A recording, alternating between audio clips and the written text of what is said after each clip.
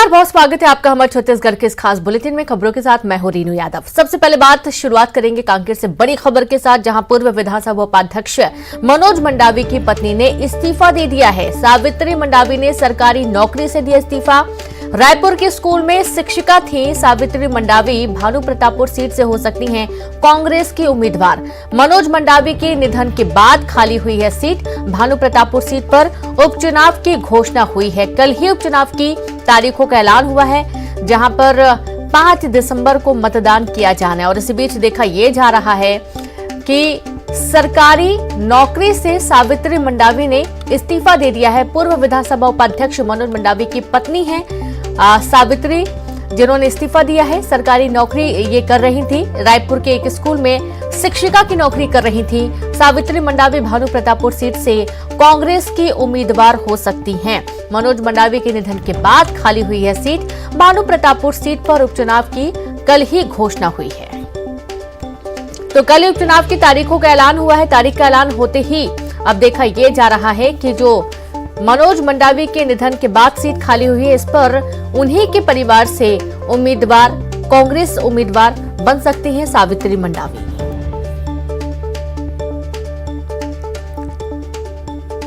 तो सावित्री मंडावी ने सरकारी नौकरी से इस्तीफा दे दिया है। रायपुर के एक स्कूल में शिक्षिका थी सावित्री मंडावी भानु प्रतापपुर सीट से कांग्रेस की उम्मीदवार हो सकती हैं। सीधे रुक करेंगे ज्यादा जानकारी के साथ संवाददाता युगल तिवारी जुड़ गए हैं। युगल, कल ही चुनाव की तारीख का ऐलान हुआ है और देखा यह जा रहा है कि सावित्री मंडावी ने इस्तीफा दिया है अपनी सरकारी नौकरी से।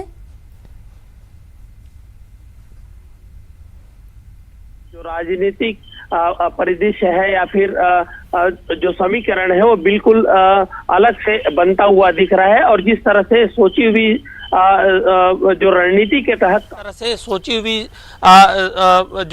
के तहत कांग्रेस जो है वहां पर कदम रख रही है। और अब तक छत्तीसगढ़ में जितने भी जो उपचुनाव हुए हो, चाहे खैरागढ़ का उपचुनाव हो, चाहे मरवाही का उपचुनाव हो, सभी चारों सीटों में कांग्रेस ने धमाकेदार जो जीत है वो दर्ज की है। हालांकि भाजपा ये कह रही है कि वहां कांग्रेस की जमानत जब्त हो जाएगी और भाजपा जमीनी स्तर पर वहां काम करना पहले से ही शुरू कर दी थी। लेकिन इस चुनाव में ये देखा जाएगा, क्योंकि लगातार 4 जो उपचुनाव हुए हैं तो उसमें चारों में कांग्रेस को भारी जीत मिली है। तो यही उम्मीद जताई जा रही है कि कांग्रेस अपनी सदै हुई रणनीति के तहत जो है उपचुनाव में पूरी तरह से हिस्सा लेगी। और लेकिन भाजपा भी कोई कोर कसर नहीं छोड़ रही है। अभी से वहां बैठकों का दौर है वो लगातार जारी है। भानु प्रतापपुर का दौरा जो संगठन के सह प्रभारी से लेकर के तमाम जो भाजपा के आला नेता हैं वो लगातार कर रहे हैं। और चूंकि बस्तर आदिवासी आरक्षण को लेकर के लगातार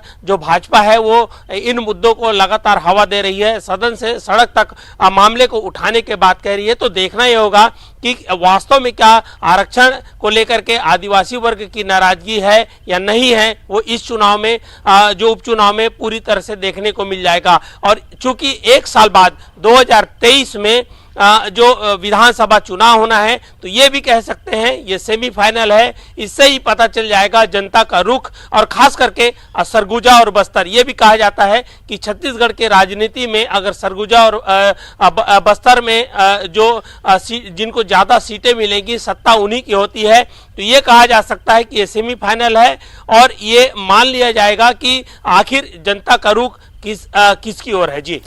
जी बिल्कुल, बहुत शुक्रिया आपका युगल जानकारी के लिए। तो जनता का रुख किसकी ओर है ये तो बाद में पता चलेगा, लेकिन अभी फिलहाल सावित्री मंडावी ने अपनी सरकारी नौकरी से इस्तीफा दे दिया है और एक खबर जोरों पर है कि वे कांग्रेस से उम्मीदवार हो सकती हैं।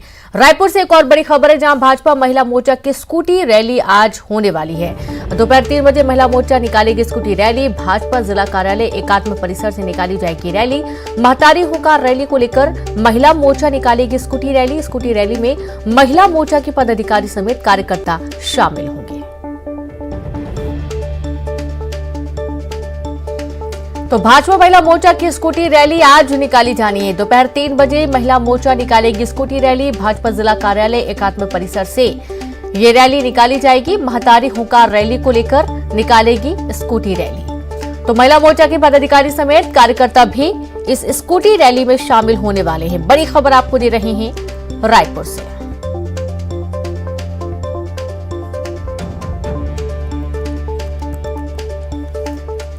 तो भाजपा महिला मोर्चा की स्कूटी रैली दोपहर 3 बजे निकाली जानी है। भाजपा जिला कार्यालय एकात्म परिसर से ये रैली की शुरुआत होगी।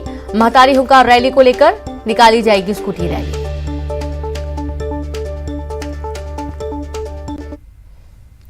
और अब कवर्धा से पुलिस विभाग की बड़ी लापरवाही सामने आई है, जहां पुलिस के सामने चोरी के आरोपी ने धारदार हथियार से गला काटकर आत्महत्या की कोशिश की। हालांकि उसे रोका गया और तुरंत अस्पताल भर्ती किया गया। युवक की हालत अभी सामान्य है। आरोपी का नाम यशवंत है, जिसे पुलिस ने चोरी के आरोप में गिरफ्तार किया था। गिरफ्तारी के बाद उसकी अच्छे तरीके से तलाशी नहीं ली गई थी और इस कारण धारदार हथियार से वह अपने पास रखे रहा। और अब पुलिस मामले में जिम्मेदारी तय कर कार्रवाई करने की बात कह रही है।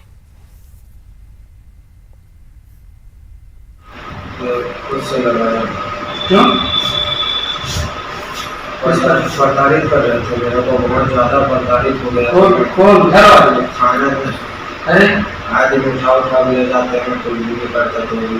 हाँ वो तो समझते नहीं है और जबरदस्ती में पुराना से मिलता है उसको लिए। चोरी के एक अपराध में लगातार विवेचना की जा रही थी और इस दौरान एक संदेही के संबंध में जानकारी प्राप्त हुई थी, जिससे पूछताछ हेतु बुलाया गया था। और पूछताछ के दौरान कुछ समय के लिए जब विवेचक निकले तो उसी समय पर एक हथियार से उसने अपने आप को आहत करने की कोशिश की और जिसमें ये बात संज्ञान में आने के बाद तुरंत उसको गुजरात के मोरबी हादसे के बाद अब देश भर में एक ऐसे पुल को लेकर चिंता सताने लगी है। खारू नदी पर बने छत्तीसगढ़ का एकमात्र सस्पेंशन ब्रिज लक्ष्मण झूला को लेकर भी लोगों में डर है। इस ब्रिज की क्षमता 500 लोगों की है। बड़ी संख्या में लोग इस ब्रिज का भी लुत्फ उठाने आते हैं, लेकिन इसका मेंटेनेंस भी अभी ठप है। यही वजह है कि मेंटेनेंस के लिए कॉन्ट्रैक्ट का खत्म हो जाना। हालांकि अधिकारियों ने कहा कि मेंटेनेंस के लिए विभाग को पत्र लिख दिया गया है।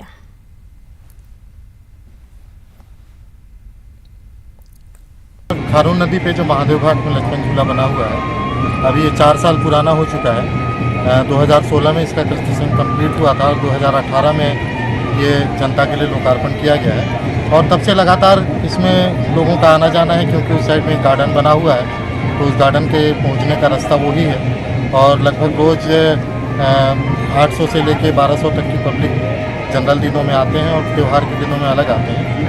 और वहाँ पे किसी भी प्रकार की कोई दिक्कत नहीं है, क्योंकि ये आज की टेक्नोलॉजी के हिसाब से काफ़ी सेफ बना हुआ है और इसमें अभी इस तरह की कोई दिक्कत सामने आई नहीं है। लगातार उसका मेंटेनेंस भी पिछले 3 साल तक जो ठेकेदार ने बनाया उसी ने मेंटेनेंस किया है। मेंटेनेंस के लिए विभाग की ओर से उसकी कार्यवाही प्रक्रियाधीन है। और चलिए अगली खबर है धमतरी से। धमतरी के बेरेझर में हुए अपहरण का पुलिस ने खुलासा कर दिया है। 17 साल के लड़के का उसके परिचितों ने अपहरण कर लिया था और परिजनों से 20 लाख रुपए की फिरौती मांगी थी। पुलिस ने इस मामले में 2 नाबालिग सहित 4 लोगों को गिरफ्तार किया है। साथ ही आरोपियों के पास से पुलिस ने एक कार भी जब्त की है।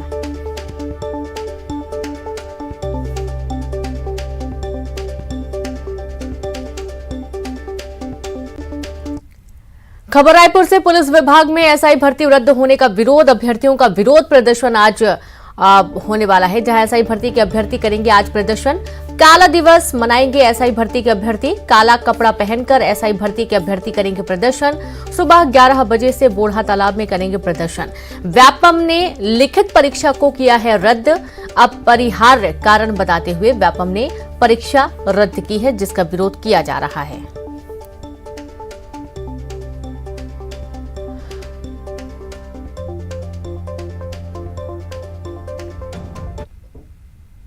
कवर्धा के प्रसिद्ध भूरमदेव मंदिर का पुरातत्व विभाग की टीम ने सर्वे का काम शुरू किया। मंदिर के नींव को बिना छेड़छाड़ किए उसे मजबूत करने की दिशा में पुरातत्व विभाग ने काम शुरू कर रहा है। पुरातत्व विभाग की टीम ने मंदिर परिसर का निरीक्षण किया, जहां मंदिर के मूल स्वरूप में किसी तरह की छेड़छाड़ के बगैर उसके जीर्णोद्वार का काम शुरू होगा। भूरमदेव मंदिर के जीर्णोद्वार को लेकर जिला प्रशासन के साथ ही पुरातत्व विभाग की टीम ने बैठक भी की है।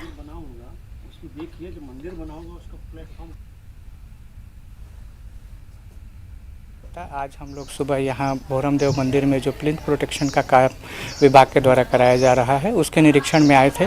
फिलहाल मंदिर का जो पश्चिमी हिस्सा है उसमें ट्रायल ट्रेंच लेकर के ये देखा जा रहा है कि जो ओल्ड टेक्नोलॉजी में उन्होंने प्लिंथ प्रोटेक्शन के लिए क्या किया था, ताकि उसी के अकॉर्डिंगली जो है हम आगे अपनी कार्य योजना बना सकें, ताकि मंदिर का जो मूल संरचना है उसको किसी प्रकार से क्षति न पहुँचे। और हम देख सकते हैं कि ये पूरा का पूरा जो मंदिर परिसर है ये एक पहाड़ी घाटियों के बीच में है, जिसकी वजह से यहाँ जलवायुविक प्रभाव से वेदरिंग इफेक्ट के कारण यहाँ काफ़ी पत्थरों में रिएक्शंस होते हैं। और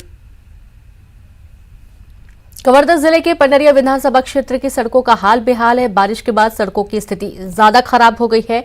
अब सड़क पर चलना जोखिम भरा हो चुका है। पंडरिया विकासखंड के दामापुर से मुंगेली जाने का रास्ते पर आए दिन दुर्घटनाएं होती रहती हैं। इसे लेकर ग्रामीण काफी चिंतित हैं, तो वहीं सड़क को बनाने या मरम्मत करने को लेकर जेसीसीजे एक्टिव हो गई है। ग्रामीणों की मांगे पूरी नहीं होने पर आंदोलन की चेतावनी दी गई है।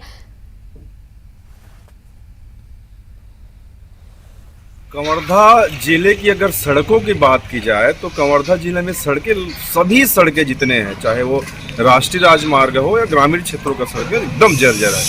और उन जर्जर सड़कों में एक और सड़क है जो दामापुर बाजार पंडरिया ब्लॉक का है, दामापुर से डोंगरिया, जिसमें बरसात तो छोड़े अब चलने की स्थिति नहीं है। हम स्थानीय प्रशासन को चेताना चाहते हैं, बताना चाहते हैं कि अगर सप्ताह भर के भीतर अगर निर्माण नहीं होता है तो फिर जब तक नहीं बनेगा हम सड़क के ऊपर बैठे रहेंगे। खबर जशपुर से, जहां विवादित जमीन की खरीद बिक्री पर रोक के बावजूद दबंगों ने एक आदिवासी परिवार की जमीन का गुपचुप तरीके से रजिस्ट्री करा ली। मामला पत्थलगांव तहसील की कछार ग्राम पंचायत का है। यहां आदिवासी परिवार को 1979 से 80 में शासकीय पट्टे की भूमि आवंटित की गई थी, लेकिन हाल ही में गांव के ही एक दबंग परिवार ने खुद के नाम पर जमीन के कागजात बनवा लिए। जानकारी मिलने के बाद पीड़ित परिवार ने एसपी और पत्थलगांव एसडीएम को ज्ञापन सौंपकर कार्रवाई की मांग की है। हमारे गांव का ही है देवेंद्र यादव, जो कि फर्जी तरीके से हम लोग का ज़मीन 40 साल पहले नक्शा कट चुका है। उसी नक्शे में 10 साल बाद जो है दोबारा नक्शा कटवा के जो है अपना ज़बरदस्ती हम लोग का कब्जा छुड़वा रहा है सर। इसमें रजिस्ट्री तो कर दिया, किस तरह से हुआ बताइए? जी सर, अभी हम लोग का तहसील में स्टे लगा है सर, फिर भी जो ये लोग जसपुर में ज़बरदस्ती जाके अपना रजिस्ट्री बेच दिया है सर, रजिस्ट्री करवा लिया है। कब स्टे लगा था? डॉक्टर महोदय की तरफ से भी निर्देश प्राप्त हुआ है कि किन कारणों से लोग जसपुर में जाकर रजिस्ट्री करा रहे हैं। इस संबंध में जांच किया जा रहा है। जांच करके रिपोर्ट जो है सक्षम अधिकारी को दिया जाएगा, उसके बाद कार्रवाई।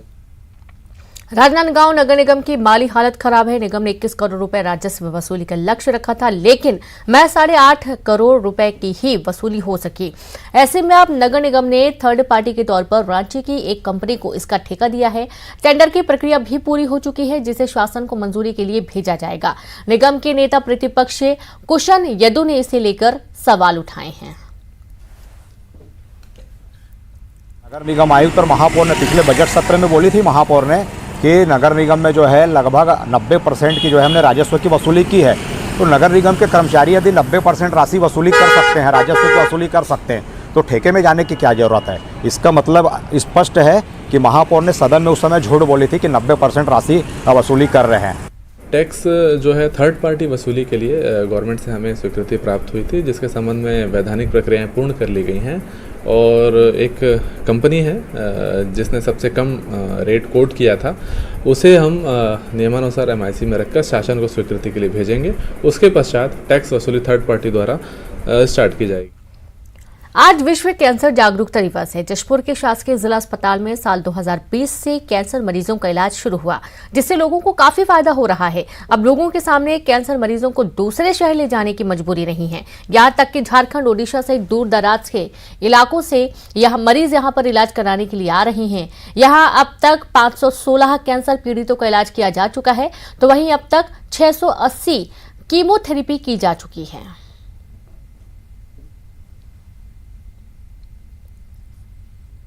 मम्मी का मुंह में कैंसर है, घाव है। तो पहले तो बहुत ही ज़्यादा बड़ा घाव हो गया था, तो यहाँ आए तो थोड़ा बहुत तो कम हो गया है। अभी कैंसर का इलाज यहाँ पे चल रहा है। अब तक 516 मरीजों को हमने यहाँ पे भर्ती किया और 680 कीमोथेरेपी हम यहाँ पे अभी तक कर चुके हैं। और सबसे ज़्यादा यहाँ पे मुंह के कैंसर और सर्वाइकल कैंसर के पेशेंट देखने को मिल रहे हैं। मुंह का कैंसर तो गुड़ाखू खैनी खाने की वजह से हो रहा है, लेकिन सर्वाइकल कैंसर जिससे हम बच सकते हैं उसके लिए हम गार्डासिल का एक वैक्सीन आता है 9 to 16 ईयर ओल्ड फीमेल में इसका वैक्सीनेशन करा के इससे 75% तक प्रिवेंशन प्राप्त कर सकते हैं और हाइजीन मेंटेन करके। हमारे यहाँ लगभग 620 लोगों को जिला अस्पताल में कीमोथेरेपी दी जा चुकी है और लगभग 516 लोगों का यहाँ कैंसर का इलाज किया जा चुका है और आने वाले समय में भी हमारा ये प्रयास है कि ज़्यादा से ज़्यादा लोगों का अच्छे से हम इलाज करें।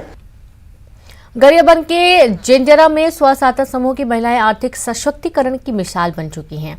बन रही हैं और शासन की योजनाओं का लाभ उठाकर परिवार के आर्थिक दायित्वों को अच्छे तरीके से निभा रही हैं। फिंगेश्वर के ग्राम जिंजरा में बिहान योजना से महिलाओं को रोजगार मिला है और इन महिलाओं में आय बढ़ने से आत्मविश्वास भी जागा है। स्व-सहायता समूह की त्रिवेणी साहू घर में मशरूम की खेती के साथ ही बोरे में छपाई कर 2 साल में 4 लाख रुपए कमा चुकी हैं। समूह द्वारा छापा गया बोरा प्रदेश के कई जिलों में डिमांड पर है। 2014 में समूह गठन के बाद 2020 तक महिलाओं के पास कोई काम नहीं था, पर आज महिलाओं के पास खुद का अपना रोजगार है।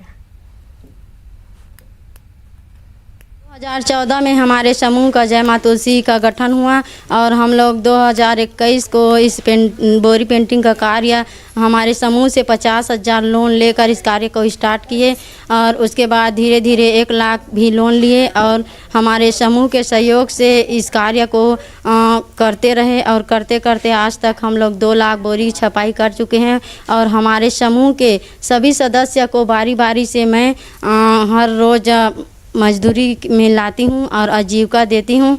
हमारे छपा हुआ बोरी जो है गरियाबंद जिले के अलावा भी अन्य सभी जिले में हमारा जो बोरी है वो भेजा जा।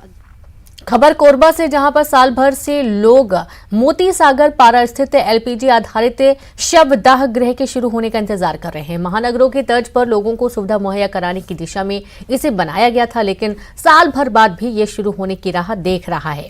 इस शवदाह गृह में कुल 11 सिलेंडर लगते हैं, तो वहीं एक शव के अंतिम संस्कार में महज 1.25 सिलेंडर खर्च होते हैं। यह पूरा काम 35 मिनट में पूरा हो जाएगा, लेकिन कम खर्च में अंतिम संस्कार का इंतजार कब खत्म होगा, ये बड़ा सवाल है।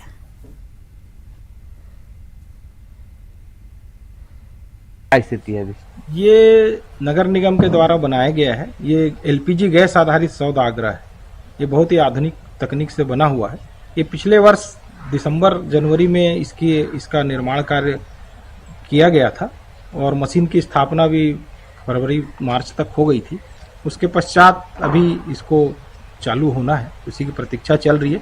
निगम अपनी कार्यवाही कर रहा है और शीघ्र ही इसको चालू करने का प्रयास जारी है। इसमें मुक्तिधाम में इसको हमारे मुक्तिधाम में लगाया गया है और वहाँ पे पूरा जो भी सिस्टम है वो एस्टेब्लिश कर दिया गया है। सिलेंडर की भी वहाँ पे व्यवस्था है और ये पब्लिक के लिए कंपलसरी नहीं है। दोनों सिस्टम वहाँ पे है। लकड़ी से भी अगर कोई दाह संस्कार करना चाह रहा है तो वो भी व्यवस्था वहाँ पे है और गैस के माध्यम से अगर कोई करना चाह रहा है तो दोनों व्यवस्थाएं वहाँ पे है। तो क्या हो रहा है कि अभी दाह संस्कार जो हो रहे हैं जहाँ बीजीवी वार्ड में जो है, तो लोगों को दिक्कत भी हो रहा है, लकड़ी खरीद नहीं पा रहे हैं लोग जो है। तो ये जो गैस आधारित जो अभी नया यूनिट जो लगा है मोती सागर पार्क में जो है, ये काफ़ी मतलब जो है खुशी की बात है। मैं तो चाहता हूँ कि मतलब जितने जो रोटरी क्लब वगैरह हैं या जो समाज सेवी लोग हैं जो है, ये सभी वार्डों में अगर लगाएं, अगर ऐसा प्रयास करते हैं तो ये कोरबा क्षेत्र के वासियों के लिए बहुत ही अच्छी बात है। और जो गरीब तबके के लोग हैं जिनको दिक्कत हो रही है दाह संस्कार के लिए जो है, उनके लिए भी बहुत ही अच्छी व्यवस्था है।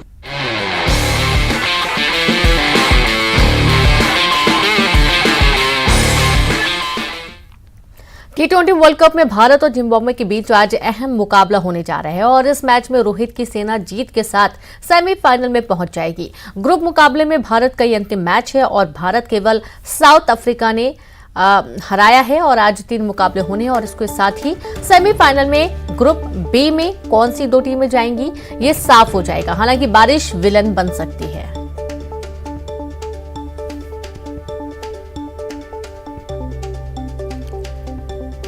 तो देखिए कि अहम मुकाबला होना है और आज T20 वर्ल्ड कप में भारत और जिम्बाब्वे के बीच अहम मुकाबला होने जा रहा है, जिसमें मैच में रोहित की सेना जीत के साथ सेमीफाइनल में पहुंच जाएगी। ग्रुप मुकाबले में भारत का ये अंतिम मैच है और भारत को केवल साउथ अफ्रीका ने ही हराया है और आज 3 मुकाबले होने हैं। इसके साथ ही सेमीफाइनल में ग्रुप बी में कौन सी 2 टीमें जाएंगी ये भी साफ हो जाएगा।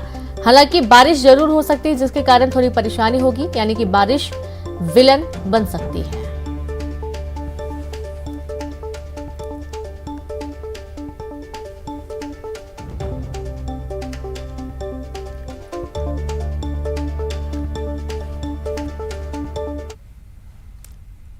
और चलिए अब देखेंगे 25 सेकंड 25 खबर। हिमाचल प्रदेश विधानसभा चुनाव के लिए कांग्रेस ने जारी किया घोषणा पत्र।